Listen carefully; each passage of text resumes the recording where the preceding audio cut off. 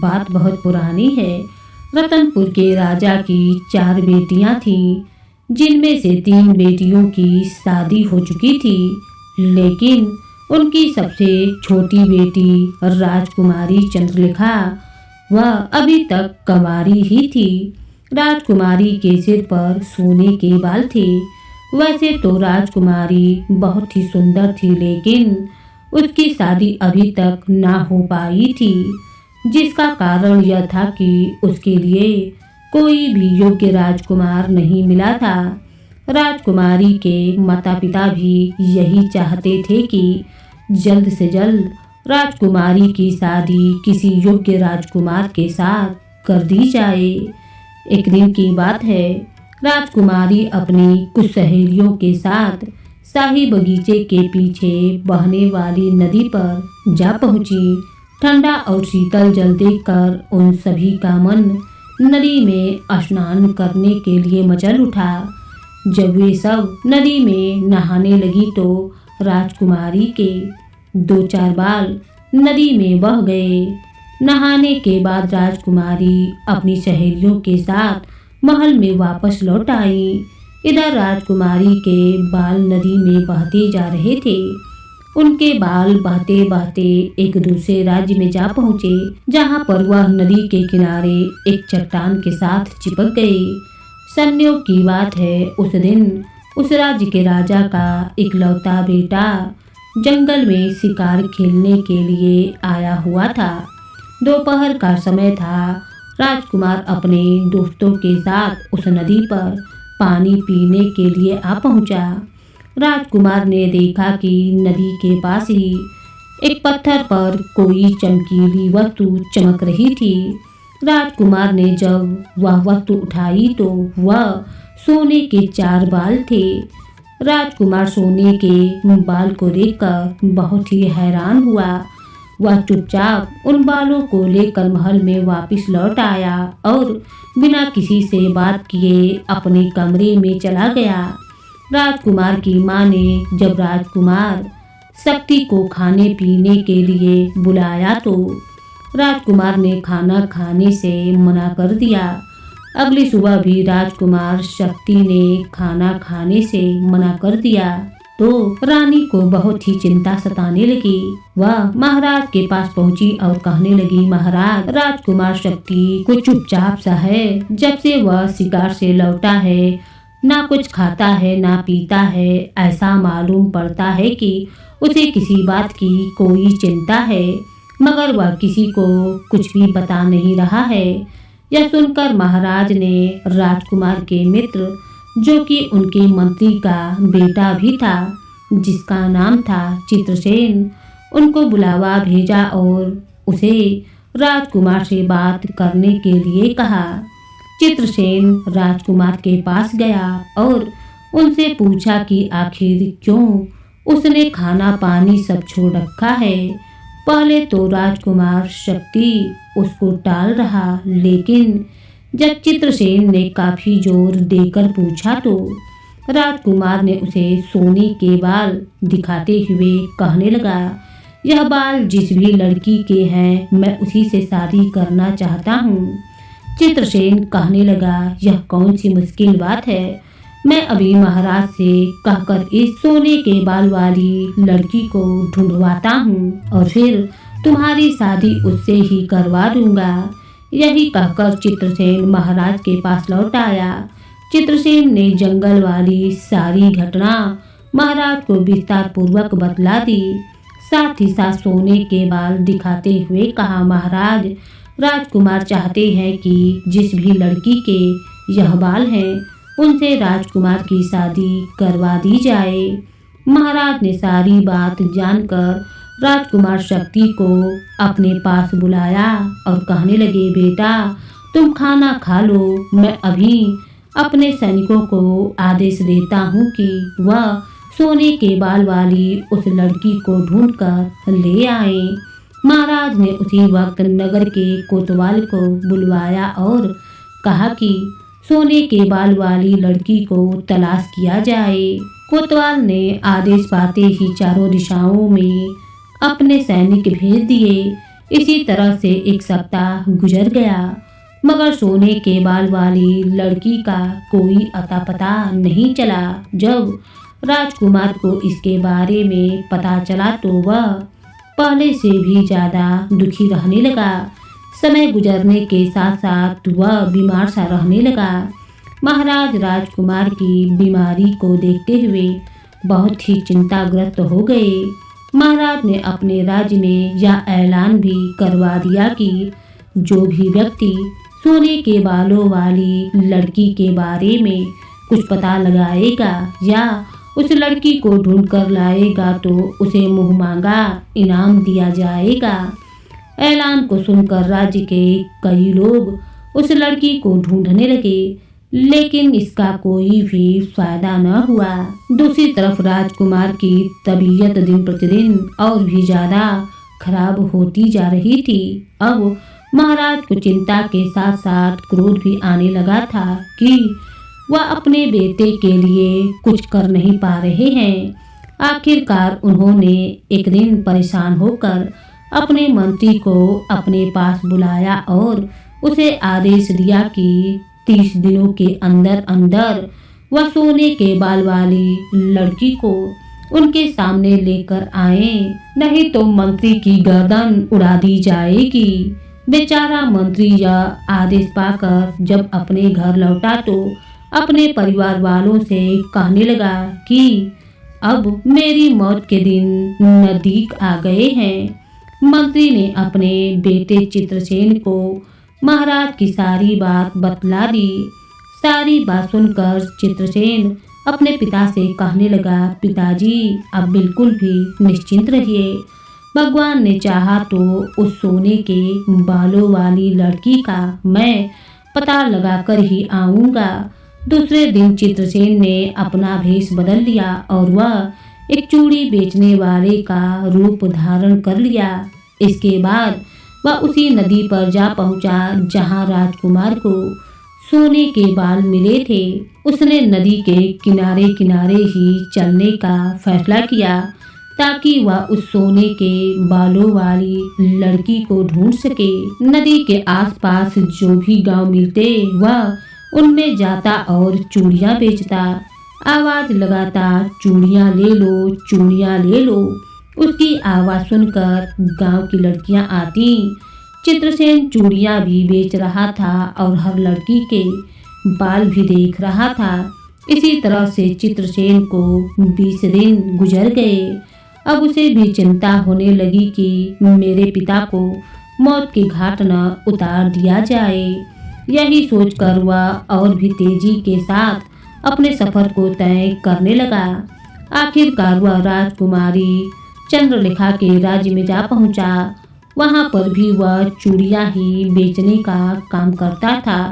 चित्रसेन जिसे भी चूड़ी बेचता उससे कहता कि हमारे राज्य में एक लड़की के सोने के बाल है, क्या तुम्हारे राज्य में भी ऐसी कोई लड़की है जिसके सोने के बाल हों? लड़कियां सिर हिलाकर जवाब दे देती, हमें यह मालूम नहीं है। अब सिर्फ 4 ही दिन बचे हुए थे कि उस राज्य के खजांची की बेटी ने चित्रसेन को चूड़ियां खरीदने के लिए बुलाया। चित्रसेन ने जब उस लड़की को चूड़ियां बेची तो उसने वही सवाल दोहराया कि हमारे राज्य में एक ऐसी लड़की है जिसके सोने के बाल हैं, क्या तुम्हारे जहाँ पर भी कोई ऐसी लड़की है?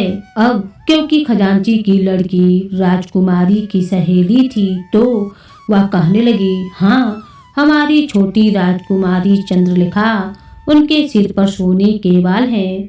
चित्रसेन ने जब यह बात सुनी तो उसे बहुत ही खुशी हुई, लेकिन उसने बात बनाते हुए कहा, गलत, बिल्कुल गलत।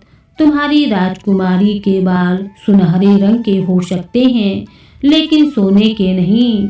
खजांची की लड़की को इस बात पर गुस्सा आ गया। वह कहने लगी, तो क्या मैं झूठ बोलती हूँ? अगर मैं तुम्हें अपनी राजकुमारी के सोने के बाल लाकर दिखला दूं तो? चित्रसेन ने तुरंत कहा, मैं यह सारी बेशकीमती चूड़ियां तुम्हें मुफ्त में दे दूंगा, लेकिन अगर राजकुमारी के बाल सोने के ना हुए तो तुम्हें मुझसे शादी करनी होगी। खजांची की बेटी ने शर्त मंजूर कर ली। चित्रसेन वहां से लौट गया। उसी शाम यह लड़की राजकुमारी के पास गई और बातें करते करते चुपके से राजकुमारी का एक बाल तोड़कर अपने पास रख लिया और फिर घर वापस लौट आई। अगले दिन जब चित्रसेन वापस उस लड़की के पास आया तो लड़की ने राजकुमारी के सोने के बाल उसको दे दिए और कहने लगी, देख लो, अब तो तुम्हें विश्वास हो ही गया। चित्रसेन मुस्कुराया और कहने लगा, सचमुच तुम तो बिल्कुल सच कहती थी। लो, अब तुम जीत गई, इसीलिए यह बेशकीमती चूड़ियां अब तुम्हारी हुई। इसके बाद चित्रसेन वहां से निकलकर अपने घोड़े पर सवार हुआ। घोड़ा दौड़ाता हुआ अपने राज्य की ओर लौट गया। अब क्योंकि महाराज के द्वारा दी गई समय की अवधि सिर्फ 2 ही दिन रह गए थे, चित्रसेन बिना रुके दिन रात अपने घोड़े को दौड़ाता रहा, परंतु अभी तक वह अपने राज्य तक नहीं पहुंच पाया था। इधर जब आखिरी दिन आ पहुंचा तो महाराज भागीरथ ने अपने मंत्री को मौत के घाट उतारने का आदेश दे दिया, परंतु उसी समय घोड़े पर सवार चित्रसेन वहां पर आ पहुंचा। उसने चिल्लाकर कहा, रुकिए महाराज, मैं सोने के बालों वाली लड़की का पता लगाकर आया हूँ। आप दया करके मेरे पिताजी को छोड़ दीजिए। यह सुनकर महाराज बहुत ही खुश हो गए। उन्होंने चित्रसेन को गले से लगा लिया और फिर चित्रसेन ने पूरी कहानी उन्हें बतला दी और कहने लगा कि सोने के बालों वाली वह लड़की राजकुमारी चंद्रलेखा है, जो यहाँ से 300 मील दूर राज्य रतनगढ़ की राजकुमारी है। अभी उसकी शादी भी नहीं हुई है। महाराज ने चित्रसेन को बहुत सारा इनाम दिया और फिर यह खबर रानी को सुना दी। जब राजकुमार को इसके बारे में पता लगा तो उसकी बीमारी समझो अब आधी हो गई। राजकुमार शक्ति ने उसी समय चित्रसेन को अपने पास बुलाया और उसे शाबाशी देते हुए कहा, मेरे मित्र, तुम्हें इसके बदले में क्या इनाम चाहिए? चित्रसेन पहले तो चुप रहा, परंतु जब राजकुमार ने एक बार फिर से अपना सवाल दोहराया तो चित्रसेन ने राजकुमार से कहा, अगर आपकी शादी राजकुमारी चंद्रलेखा से हो जाती है तो आप उसके पिता से कहकर मेरी शादी वहाँ की खजांची की बेटी से करवा दीजिएगा। राजकुमार ने इस बात का वचन दे दिया। महल में खुशियां मनाई गई। मंत्री जी अपने बेटे की बहादुरी और अक्लमंदी से बहुत ही खुश थे। अब तो बड़ी ही तेजी के साथ राजकुमार की सेहत सुधरने लगी। कुछ ही दिनों में राजकुमार पूरी तरीके से स्वस्थ हो गया तो महाराज ने अपने कुछ खास दूतों को बुलाया और सोने, चांदी, हीरे, मोती, इन सबको आभूषण बड़ी बड़ी पेटियों में भरकर रतनगढ़ राज्य की ओर रवाना कर दिए। साथ में यह भी संदेशा भेज दिया कि वह अपने बेटे का रिश्ता राजकुमारी चंद्रलेखा के साथ करना चाहते हैं। राजा के द्वारा भेजे गए दूत रतनगढ़ में जा पहुँचे और एक दिन आराम करने के बाद वे रतनगढ़ के राज्य के राजा के दरबार में पहुँचे। उन्होंने अपने राजा के द्वारा भेजे हुए सभी तोहफे उनके सामने पेश किए और साथ ही साथ राजकुमारी के रिश्ते की भी बात कही। महाराज ने कहा कि आप 1 सप्ताह के लिए यहाँ पर रुकिए, मैं सोच विचार करने के बाद आपको जवाब दूंगा। रतनगढ़ के महाराज ने अपनी रानी से इस बारे में बात की तो रानी ने कहा कि यह रिश्ता पक्का करने में मुझे कोई ऐतराज नहीं है, मगर एक बार राजकुमारी से पूछ लेना चाहिए। बेटी चंद्रलेखा के पास जाइए और उसकी राय मांगिए।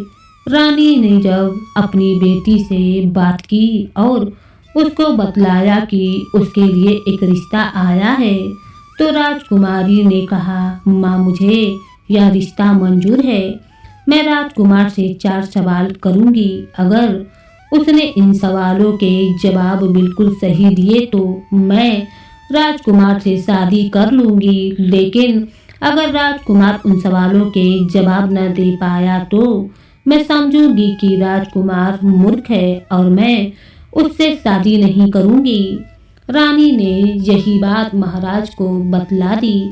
महाराज ने कहा, ठीक है, मैं गंगापुर के महाराज को यही संदेशा भेज देता हूँ।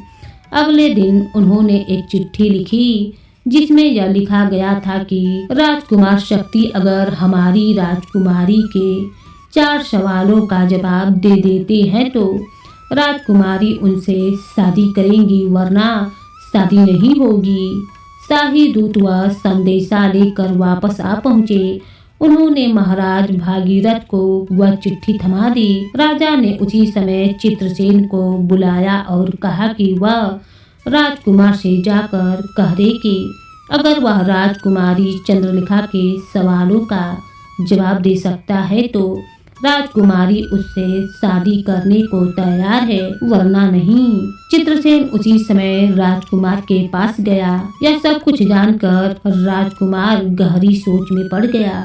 तब चित्रसेन ने कहा, राजकुमार, आप चिंता मत कीजिए और रतनगढ़ जाने की तैयारी कीजिए। जो कुछ भी होगा अच्छा ही होगा।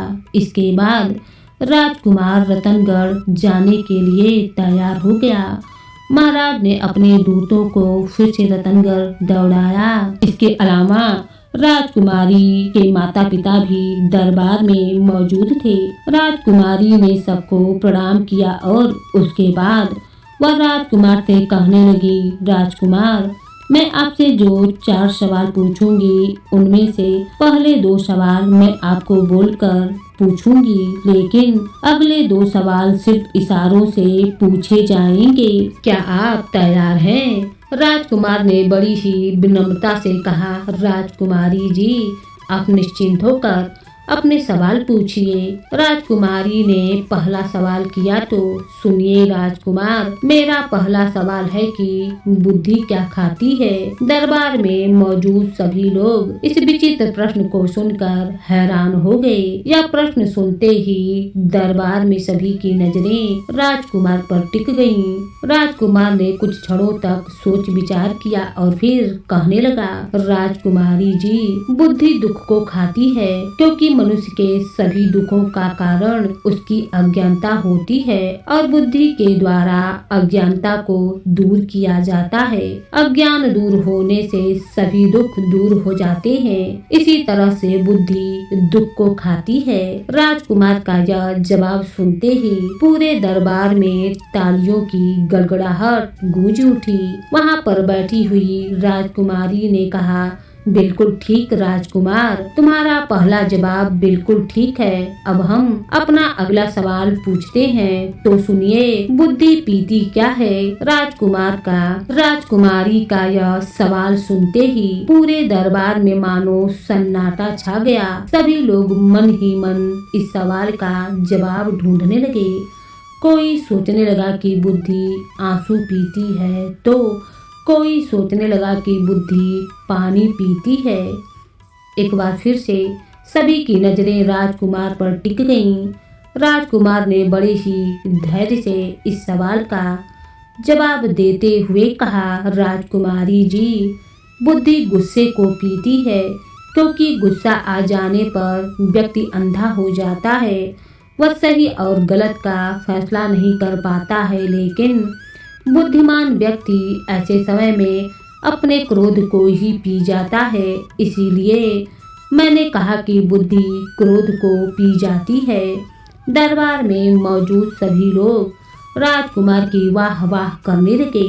राजकुमारी भी राजकुमार की बुद्धिमानी को देखकर मुस्कुराने लगी और फिर उसने कहा, राजकुमार, अब मैं जो अगले 2 प्रश्न पूछने जा रही हूँ वह मैं बोलकर नहीं बतलाऊंगी, बल्कि सिर्फ आपको इशारा किया जाएगा और आपको उन सवालों के जवाब इशारों में ही देने होंगे, ठीक है?